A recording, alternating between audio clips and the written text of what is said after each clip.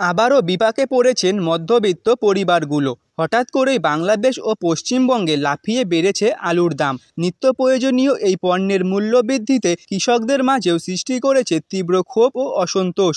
এই মুহূর্তে রাজ্যের বিভিন্ন হিমঘরে সংরক্ষিত আলুর জন্য চাষিরা কেজি প্রতি পাচ্ছেন মাত্র 6 থেকে 7 টাকা, অথচ খোলা বাজারে সেই একই আলু বিক্রি হচ্ছে 17 থেকে 19 টাকা দরে।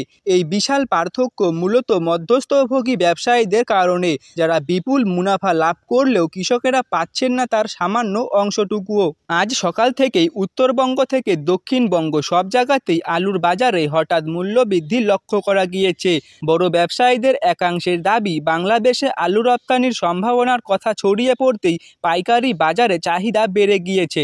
এই গুজবের ফলেই বাজারে যোগান কমে যাচ্ছে এবং তার প্রভাব পড়েছে খুচরা বাজারে। ঢাকার বাজারে এখন প্রতি কেজি আলু বিক্রি হচ্ছে 45 থেকে 50 টাকায়। মাত্র এক মাস আগেও এই দাম ছিল 30 থেকে 35 টাকা। বেশ কয়েকজন খুচরা বিক্রেতা জানিয়েছেন এখন আলুর সরবরাহ কম এবং যা আসছে তাও বেশি দামে কিনে আনতে হচ্ছে। রাজশাহীতে এখন খুচরা বাজারে আলু বিক্রি হচ্ছে 20 টাকা কেজি দরে। গত বছর এ সময়ে আলুর দাম ছিল কেজি প্রতি 60 থেকে 80 টাকা। এদিকে চুক্তির সময়সীমা শেষ হয়ে আসার হিমঘরের মালিকেরা আলু বের করে নেওয়ার জন্য নোটিশ দিতে শুরু করেছেন কৃষকদের। এতে কৃষকদের সংকট আরও ঘনীভূত হতে পারে।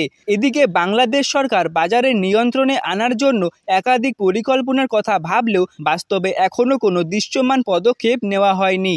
পশ্চিমবঙ্গের বর্তমান আলুর বাজার দর রয়েছে দার্জিলিংয়ে 20 থেকে 23 টাকা প্রতি কেজি, কালিম্পংয়ে প্রতি কুইন্টালের দাম রয়েছে 2000 থেকে 2200 টাকা, মানে প্রতি কেজি পড়ছে 20 থেকে 22 টাকা। শিলিগুড়িতে আজ আলুর দাম 35 টাকা কেজি, পূর্ব মেদিনীপুরে 15 টাকা কেজি, হাওড়া জেলায় 15 টাকা কেজি, নদিয়ায় 15 টাকা, মুর্শিদাবাদে 14 টাকা, উত্তর 24 পরগনায় 14 টাকা 60 পয়সা, পূর্ব বর্ধমানে 15 টাকা 60 পয়সা, পশ্চিম বর্ধমানে 12 টাকা। কুচবিহারে আজ আলুর দাম রয়েছে 15 থেকে 20 টাকা। জলপাইগুড়িতে 12 টাকা 15 পয়সা প্রতি কেজি দরে আলু বিক্রি হচ্ছে। সাধারণ মানের আলু 13-14 টাকা বিক্রি হলেও ভালো মানের জ্যোতিজাতের আলুর জন্য 15-16 টাকা দিতে হচ্ছে বাসিন্দাদের। বর্তমানে কোল্ড স্টোরে সংরক্ষিত আলুর মাত্র 25% বাজারে এসেছে। এতে চাষিরা আশঙ্কা করছে যে আগামীতে যদি এই হিমঘরগুলোর আলু ব্যবস্থায় না আসে তবে তাদের ক্ষতির পরিমাণ আরও অনেক গুণ বাড়তে পারে।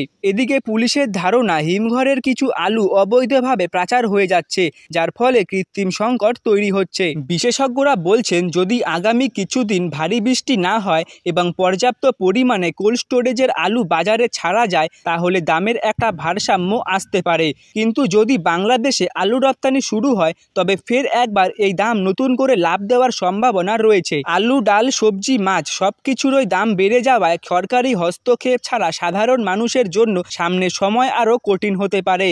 আপনার এলাকায় আজ আলুর দাম কত, কমেন্ট করে আমাদের জানিয়ে দিন।